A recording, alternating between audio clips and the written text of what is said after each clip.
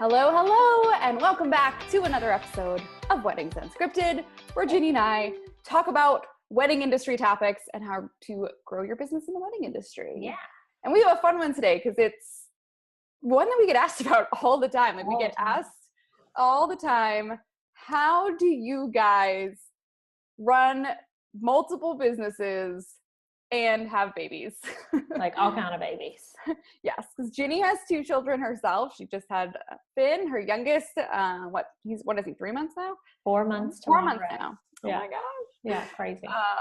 So she has Finn, who is 4 months, and Oliver, who just turned 3. I have 3 children. Hayden is just about 7. Karis is 4, and River is 18 months. So we got a lot of kids between the 2 of us, and Kristin has 3 dogs. And I have 3 dogs because I'm nuts. You know, we never hear about the dogs, actually. I feel like I'm one of those stunned. I know. I'm one of those dog parents that used to post all the time about my dogs until I had babies. Those poor dogs. I know. Now I don't post about them at all. But they're around. So yeah, we get asked this all the time from a lot of people in our audience and in our Facebook group, and the students that we work with that all kind of say to us like, gosh, how do you guys do it? Like, is it really truly possible to run a business and have kids, and how do you manage it? So we wanted to give you some of our tips and tricks today, and in how we managed to juggle both. And I'll start with the first one that comes to mind, because that's the first thing I say when everyone's like, how do you do it? And I say one word: daycare. Yeah. Like, you can't, I think there's this myth that you're going to just be like running your business with your kid playing quietly below you, on the floor next to you. And it does not work that way. You are going to need some form of childcare to help you in this process, because you can't multitask. Like, it's impossible to think logically and run your business, be on client calls, create content, do all the things you need to do and also entertain a child at the exact same time. So that's the first thing I feel like I always go to, is just explaining, like, you're going to have some childcare. You might not have to have childcare all the time, which is something Ginny and I both, I think, love, that our businesses allow us to have a flexible schedule with our kids, and our kids do not need to be in daycare or childcare or school 40 hours a week or 50 hours a week, which is amazing. But there is definite times where, for a few hours here and there, you're going to need to have somebody watching your child so that you can focus on work. So that's always my first me, and you have no one watching your child. Currently, Ginny has no one. No one. Well, you do get some help. You do get help from your husband, and that's when you do like your focused work right now. But right, he's on daddy duty on the other side of that door. Exactly. Right. Yeah.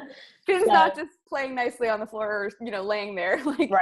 Yeah. So you do have to have some kind somebody of watching your child. If, on the flip side of that, if you're unable to do daycare, childcare here in Germany, like, just how it is, kids just there aren't daycare facilities until your kids are like 15. It's a totally different culture. Months. It's not like America. Totally different culture. Where we throw them in daycare at like 10 weeks old. Yeah, totally different. So for me, like, you just have to really readjust your expectations and plan very differently. And I had to really learn that differently with this pregnancy, because with my first one, I felt like he just slept a lot more, and I was able to run my business a little bit easier, where he would sleep and I could work for an hour at a time or something like that. And then this guy, he just doesn't do that. But I'm still able to get stuff done. I do a lot of 20-minute increment power projects. That's the key. Yeah. Really good planning and organization so that you can best utilize the small amount of time you do have. But let's back up. So when you find out you're expecting, if you're a first-time mom and you're a wedding business owner, the first thing I would do is to plan ahead. Celebrate the excitement, but be realistic and start planning. The earlier you can, the better. Whether it's planning content, getting help if you don't have an assistant when it comes to actually like running your business. I'm not talking about just your assistants during the actual weddings, which I'm sure Kristin's going to mention that all here in just a little bit. But when it comes to actually running your business, your email inbox, your client interface, all of those things that you need to be doing, if you don't have a VA or if you don't have someone helping you, make sure you're starting to get help. And the first thing I would really do is do an audit of your systems and processes and make those better. They can always, if they're good, they can always be better. So that's really what I did well with this pregnancy, is I really finessed my workflows and my systems and my processes. I really educated all of my clients or anyone that I was going to be working with in the future. Hey, I'm pregnant. This is when I'm expecting. You know, there's going to be some lag time with me getting back to you. And I think just really setting up those expectations. A lot of people are afraid, well, if I tell my clients I'm expecting, then they're going to worry that I'm never going to get back to them. And I actually found that a lot doesn't happen. Yeah. I feel like it doesn't happen. So many more people, they appreciate it. They like babies. People like people having babies. Yeah. I mean, I even had some clients that was like, I totally understand, but just make sure you're sending me baby pictures. Yeah. You know, like people love babies. There's definitely not an issue. I feel like if people are going to be like, oh, they're going to roll their eyes and be like, oh, such an inconvenience that you're getting pregnant. Then they're not your ideal client. Like I really felt like all the people that I booked, because I booked out all of my clients for after my maternity leave, which that can be like a whole nother thing. But I really found that the clients that I booked were like super supportive of how I was, you know, doing my business. And I was being honest and saying, I can't start working with you for 3 months. And they accepted that and they understood my reason why. And I really walked away from that feeling like, wow, finally, like I really am working with all of my ideal clients across the board. And this feels really good because I've worked really hard to have this. And you totally can too, as a wedding business owner with a major life change. And this episode doesn't even have to be about people having babies specifically. If you're going through any major life change, these tips can really help you. So what's something else that you think, Kristin? So far we've covered, you got to put that plan in place when you first get pregnant, set up those automations, get those systems going, make sure that you are preparing your business properly. And as Ginny said, you know, and going along with that, part of that is actually making sure that you have communication with your current clients and setting the expectations with them too. So putting all those preparations in place before baby comes is key. And then I had mentioned like have a plan for daycare of some sort of childcare once after baby's here. But now let's maybe talk about that time in between where in those first few months, what you can expect. And we know we have a lot of people that watch this that are wedding planners and wedding photographers, and that is tricky because your job is very, very physical and you're not going to be able to work a wedding day 2 weeks after you give birth, or, you know, it's just not going to be possible. So I think understanding that yes, you are going to have to take several months with no weddings or don't plan on be there. I would typically, I think I stopped doing wedding. Every pregnancy was a little bit different. But my goal was always to sort of have no weddings at least 6 weeks prior to giving my due date. So to make sure that I kind of cleared that last month and a half. Yeah, plan for that. A lot of people just plan for, okay, no weddings right on my due date or after. Yeah. No. Trust me. You need that 6 weeks of clearance. Yeah. Not only do babies come early, but you get real uncomfortable at a certain point. So I would try to make sure I had that window cleared. And then I had I did a wedding 8 weeks after Hayden was born, my first, and that was a mistake. That was really hard. I got through it, but it was definitely a little too soon. My second one was born around Christmas time. So I actually spring wedding season didn't start till April. So I didn't have a wedding for like 4 months, and that was perfect. That gave me enough time to really get my brain around things and get back into the swing of things. Because especially with weddings, you know, most likely even if you don't have a wedding, you know, for 3 months, you still need to be touching base with the client like 6 to 8 weeks before that. So you're still going to be popping in there. But I think that's really key to understand is, you know, make a plan for that window of time right around, you know, in the month before you're going to give birth and a few months after you're going to give birth, for what that looks like, and don't take any actual weddings during that time period so that you can properly recover and get yourself back into the swing of things before you get back into weddings themselves, because those wedding days, man, they're hard. Absolutely. And I would also encourage, if you find yourself that you do have some time beforehand, I would choose one main area of focus in your business.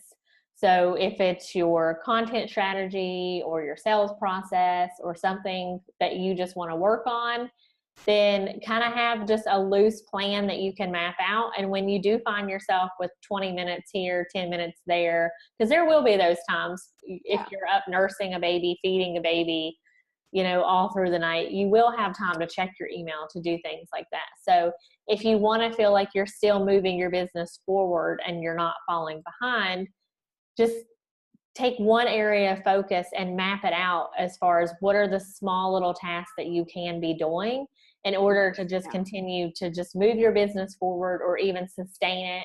I'm all about the fact that I'm not really growing my business right now, but I'm sustaining it. And you don't want to be like moving backwards and getting behind in, you know, your content, your growth of your audience and all of that because you had, you know, a child. But that's the perfect way of doing it is, okay, you might not grow for a while, but have a plan to sustain. Exactly. Because it's going to be tough to be in those first weeks or few months of motherhood and then be online and see like all the planners around you or everybody, they're doing this and they're doing all the stuff. They booked that awesome wedding and why couldn't that be you? And, you know, that's just not your season of life right now. Yeah. And that's something I've had to remind myself a lot when I look at where other people are in business. And then I remember, okay, but in the last 5 years, I've had 2 kids. Well, I already had one before that too, but like it's, you know, they might be single or they might not even have kids or they might not have these other things going on. And it's like everyone's situation looks different when kids come into the picture. So yes, you will have to move more slowly than other people. And for Kristin and I both, we don't live near family. No, so we don't have grandma that's just taking babies. I get so jealous of those people that are like, oh, 3 days a week, my mom watches my kid. I'm like, I need like an adopted grandma. I know. We just moved and we have like a really nice older couple next door. Butter them up. Do you want to be my adopted grandma and like watch my kids when necessary? We saw them walking home today and Finn like started crying. I'm like, what are you doing? You're messing everything up right now.